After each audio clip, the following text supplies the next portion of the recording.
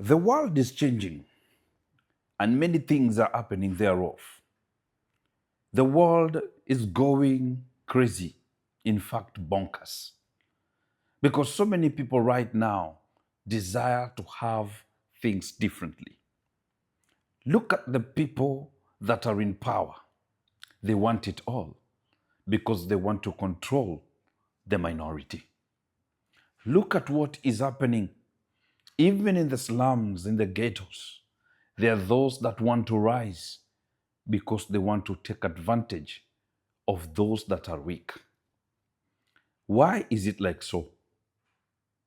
Power is something that when one allows it to get into their head, it is going to cause destruction. It is going to bring about a situation that is going to make people lose their way of becoming. My dear brothers and sisters, it is important for us to take responsibility to understand that when power gets into your head, there's so much that will be triggered.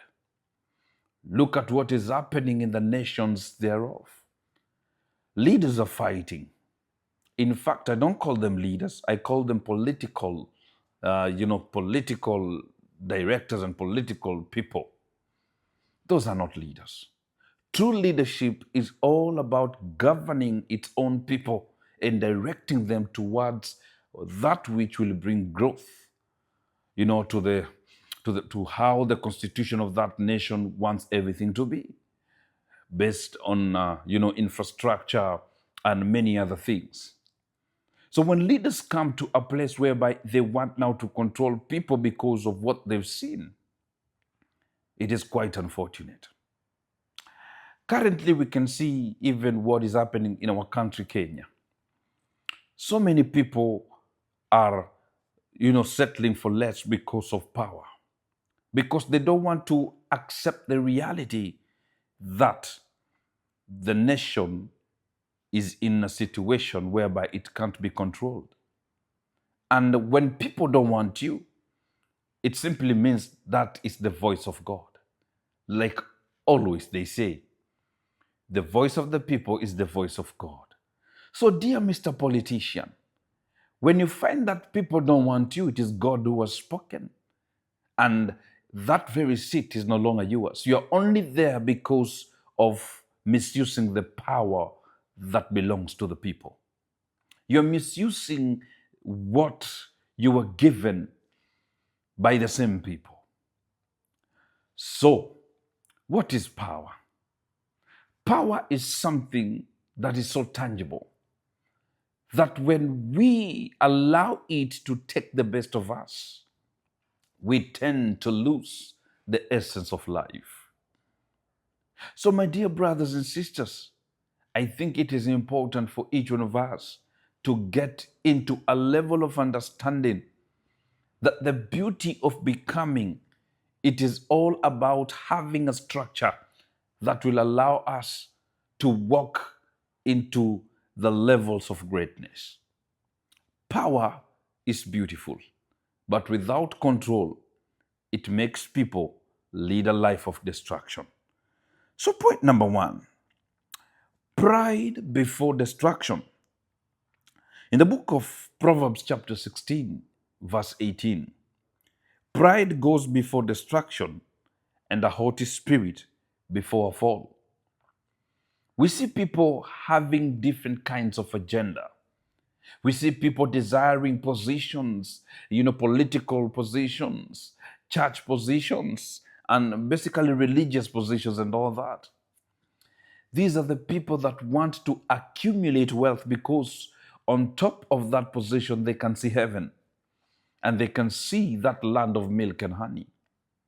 But they don't want to do that which they spoke from the beginning. So what enters them is pride, and they begin to make people lose their ability to become. Because for them, it is all about, controlling people, like I said, and making people lose the vision because they want people to be, subject to them. They want people to work as slaves, do things like slaves. And it is quite unfortunate. Brothers and sisters, it is my prayer that we get to understand who we are as a people and what we need to do so that we can be able to subject ourselves to the truth and to the definite structure of what we were called to do. So pride comes before destruction. Pride comes before you fall. So when you see yourself with pride, it simply means you're almost falling.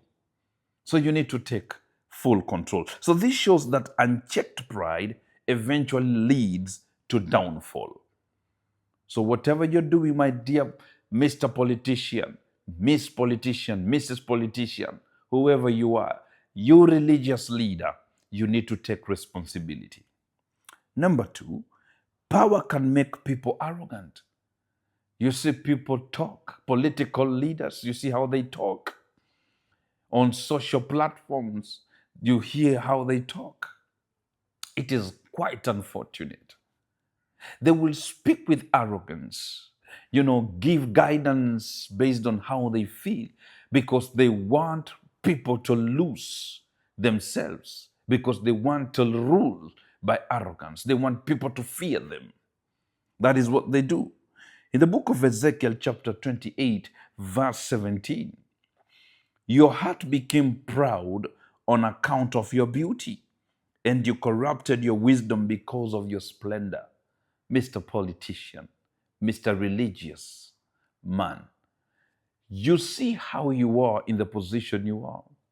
But in your beauty, you became proud.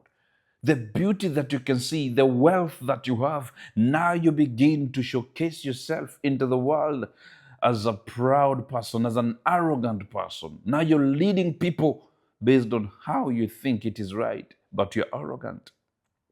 What does the Bible say? And you corrupted your wisdom because of your splendor, because of what you have right now. You corrupted the wisdom that you have. You began doing things that are not right, unnecessary things. You began dealing with issues that are not appropriate.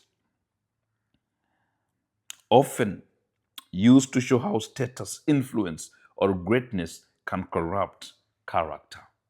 And that is what we can see with our politicians and some of our religious leaders.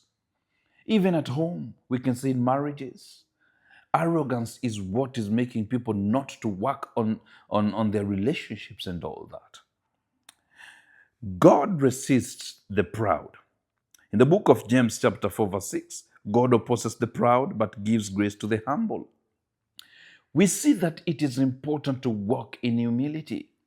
And humility, it is all about being kind, being reasonable, being subjected to the truth that elevates how people should walk.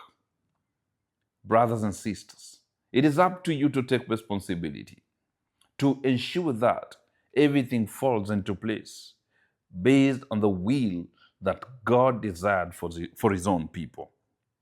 So power without humility creates opposition, even from God. You know the story of Nebuchadnezzar. You know the story of Pharaoh. Arrogance, pride. That is what made these people lose their position or their positions in the very worst of ways. So knowledge and status can inflate ego. What do I mean? The Bible says in the first epistle to the Corinthians, chapter 8, verse 1, knowledge puffs up, but love builds up. So knowledge puffs up, but love builds up. It is for us to seek knowledge.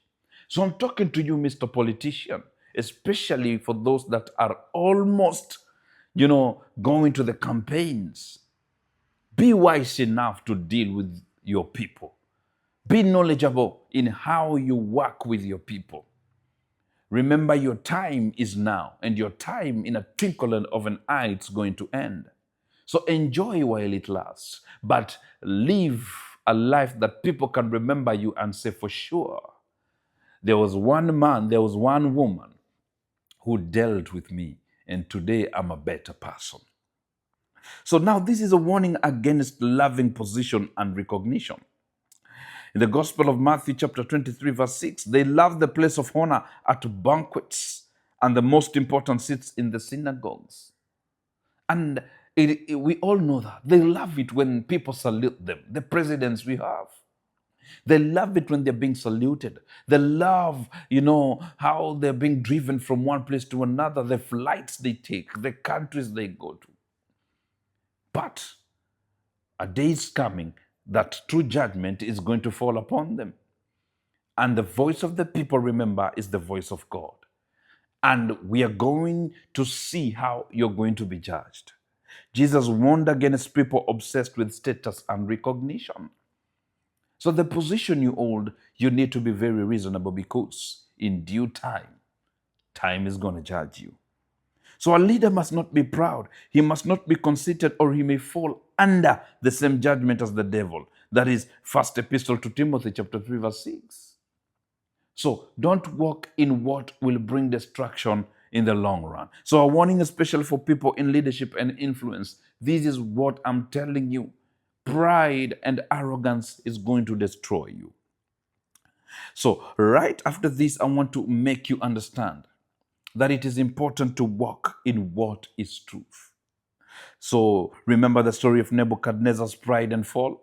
In the book of Daniel, chapter 4, verse 30, is not this the great Babylon, or the great Babylon I have built by my mighty power and for the glory of my majesty? Those words are familiar. The politicians we have, these people we have in power, that is how they talk. That is what they always say. Quite unfortunate.